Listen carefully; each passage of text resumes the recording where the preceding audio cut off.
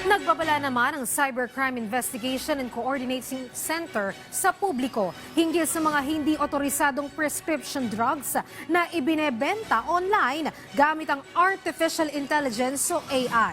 Ayon kay CICC Undersecretary Renato Paraiso, ginagamit ng mga scammer ang AI sa social media para palabasing legal o lehitimo ang kanilang mga produkto.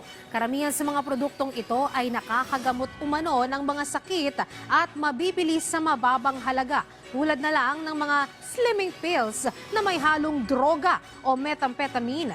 Payo ni Paraiso sa publiko, maging mapanuri at huwag basta bibili ng mga produktong hindi pa tiyak kung nakakabuti sa kalusugan ng tao. Para sa mga kahina-hinalang produkto, maaaring itawag yan sa Interagency Response Center Hotline 1326 o mag-message sa CICC official social media pages.